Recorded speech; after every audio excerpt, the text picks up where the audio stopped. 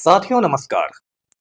पटना बिहार से मैं Amitabh Kumar Das, IPS 94 batch, और आप देख रहे हैं मेरा अपना यूट्यूब चैनल दास बोले बिंदास। इस चैनल में मैं आपको ऐसी जानकारियां भी देता हूं जिनको जानना जरूरी है, लेकिन जिनको ज्यादातर लोग नहीं जानते। आज मैं आपको बिहार के अमर पत्रकार पीर मोहम्मद मुनीस की कहानी सुनाऊंगा, जिनके बिना चंपारण सत्याग्रह होना असंभव था। ये बहुत रोचक और ज्ञानवर्धक वीडियो है, इसे आखिर तक दिल थाम कर देखिए। साथियों, पीर मोहम्मद मुनीस का मूल नाम था पीर मोहम्मद अंसारी। ये जो मुनीस है, ये उनका तखल्लुस था। अब आप कहेंगे ये तखल्लुस क्या होता है? तो तखल्लुस को हिंदी में आप उपनाम कह सकते हैं, इंग्लिश में पेन नेम कह सकते हैं। बहुत सारे शायर और कवि जो होते हैं वो तखल्लुस लगा लेते हैं। जैसे जो मिर्जा असदुल्ला खान थे, उनका तखल्लुस था गालिब, और वे गालिब के नाम से ही मशहूर हुए। तो उसी तरह पीर मोहम्मद अंसारी ने अपना तखल्लुस रख लिया था मुनीस। अब ये जो पीर मोहम्मद मुनीस थे, ये एक हिंदी अखबार प्रताप के लिए चंपारण से लिखा करते थे। आप कह सकते हैं ये प्रताप अखबार के चंपारण संवाददाता थे। ये जो प्रताप नाम का अखबार था, ये उत्तर प्रदेश के कानपुर शहर से छपता था, और इसके संपादक थे गणेश शंकर विद्यार्थी। प्रताप बहुत ही निर्भीक अखबार था, और ऐसा कहते हैं कि जब भगत सिंह और चंद्रशेखर आजाद जैसे महान क्रांतिकारी फरार होते थे, तो वे प्रताप के कार्यालय में ही छिपते थे। आगे चलकर गणेश शंकर विद्यार्थी कानपुर में हिंदू मुस्लिम दंगों को रोकने के दौरान शहीद हो गए। इसी प्रताप अखबार में पीर मोहम्मद मुनीस चंपारण में किसानों पर हो रहे जुल्मों सितम पर लिखा करते थे। आपको मैंने एक पुराने वीडियो में भी बताया था कि चंपारण में 3 कठिया सिस्टम लागू था।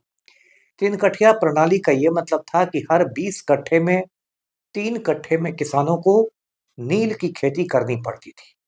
नील, जिसको अंग्रेजी में इंडिगो कहते हैं, जिससे नीला रंग बनाया जाता है।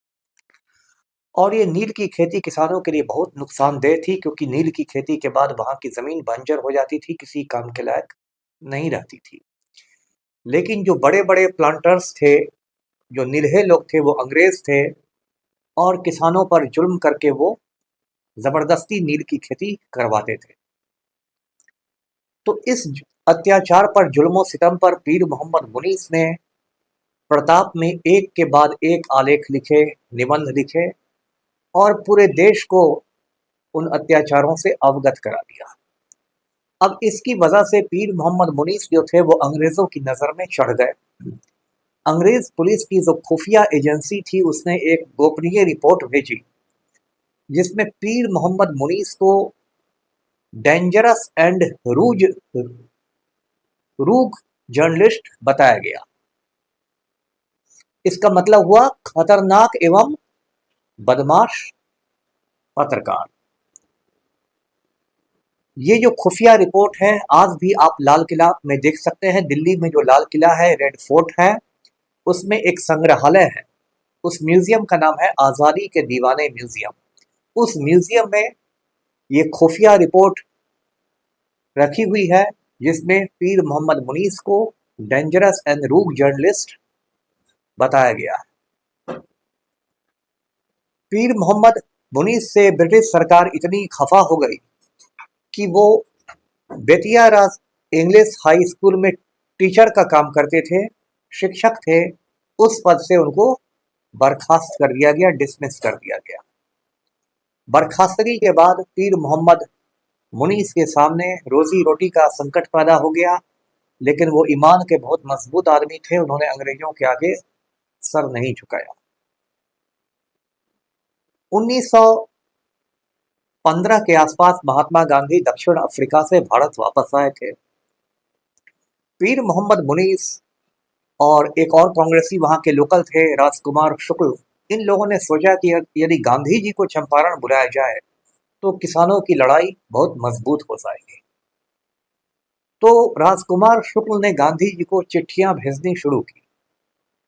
इन चिट्ठियों पर राजकुमार शुक्ल के दस्तखत होते थे, लेकिन इन चिट्ठियों का जो मसौदा था वो पीर मोहम्मद मुनीस तैयार करते थे। चिट्ठियों का ड्राफ्ट मुनीस तैयार इसलिए करते थे क्योंकि राजकुमार शुक्ल पढ़े लिखे थे, लेकिन पीर मोहम्मद मुनीस पेशे से पत्रकार भी थे, तो उनकी शैली और ज़्यादा अच्छी थी। और 1916 में लखनऊ में कांग्रेस का अधिवेशन हुआ और कांग्रेस के इस अधिवेशन में गांधी जी भी पहुंचे। तो पीर मोहम्मद मुनीस ने राजकुमार शुक्ल से कहा कि लखनऊ में जाकर गांधी जी से मुलाकात कीजिए और गांधी जी को चंपारण आने के लिए कहिए। और ये जो राजकुमार शुक्ल थे एकदम बिल्कुल पक्के बिहारी थे, ये एकदम सत्तू बांध के गांधी जी के पीछे पड़ गए और जगह जगह गांधी जी के पीछे पीछे घूमते रहे और उस समय तक घूमते रहे जब गांधी जी चंपारण पहुंच नहीं गए। 1917 में गांधी जी चंपारण आए हैं। इस पर मैं एक अलग वीडियो बना चुका हूं। पहले भी उन्होंने भितिहरवा आश्रम की स्थापना की, अंग्रेजों को ललकारा और कहते हैं कि चंपारण की धरती ने ही गांधी जी को महात्मा का दर्जा दिलवाया। हिंदुस्तान की सरजमीन पर चंपारण में वो गांधी जी का पहला सत्याग्रह था। अंग्रेजों ने गांधी जी को दूध में जहर देकर मारने की भी कोशिश की, लेकिन बत्तख मियाँ नाम के एक रसोइया ने गांधी जी की जान बचा ली। वो एक अलग कहानी है। तो इस तरह चंपारण सत्याग्रह में पीर मोहम्मद मुनीस की बहुत बड़ी भूमिका थी। अब अंग्रेज सरकार गांधी जी के आने से बिल्कुल बौखला गई और उन्होंने गांधी जी के 32 सहयोगियों की एक सूची तैयार की, एक लिस्ट तैयार किया। उसमें 32 ऐसे नाम थे जो गांधी जी के सबसे करीबी लोग थे। इसमें 10वें नंबर पर नाम था पीर मोहम्मद मुनीस का। साथियों, ऐसा कहते हैं कि पीर मोहम्मद मुनीस ने गांधी जी को हिंदी भी पढ़ाई। आपको जानकर आश्चर्य होगा कि चंपारण आने के पहले गांधी जी की हिंदी बहुत कमजोर थी। गांधी जी की मातृभाषा थी गुजराती और वो अपने सगे संबंधियों से या अपनी पत्नी कस्तूरबा से गुजराती में ही बात करते थे। और जो उनका बाहर का काम था, जो उनका वकालत का पेशा था, उसके काम वो इंग्लिश में किया करते थे, क्योंकि गांधी जी ने कानून की पढ़ाई लंदन जाकर की थी। और चंपारण आने के पहले गांधी जी की हिंदी कोई बहुत अच्छी नहीं थी, लेकिन पीर मोहम्मद मुनीस समझिए उनके हिंदी के शिक्षक बन गए। साथियों, ये इतने जो बहादुर पत्रकार थे पीर मोहम्मद मुनीस, इनका इंतकाल 1949 में हुआ, आज़ादी के 2 बरस बाद हुआ। लेकिन इस देश का दुर्भाग्य देखिए, इस प्रदेश का दुर्भाग्य देखिए, ज़्यादातर लोग पीर मोहम्मद मुनीस को भुला चुके हैं। पढ़े लिखे लोगों को मैंने देखा है, उनका नाम नहीं मालूम है। बिहार के एक वरिष्ठ पत्रकार हैं श्रीकांत, उन्होंने कुछ साल पहले एक अच्छा काम किया। उन्होंने एक बुकलेट निकाला। बुकलेट कहते हैं छोटे किताब को, हिंदी में जैसे पुस्तिका कहते हैं, और उस पुस्तिका का नाम है पीर मोहम्मद मुनीस कलम के सत्याग्रही। ये जो पुस्तिका है इसे गांधी संग्रहालय ने छपवाया है। गांधी संग्रहालय पटना के गांधी मैदान के ही पास है। आपको कभी जरूर वहां जाना चाहिए।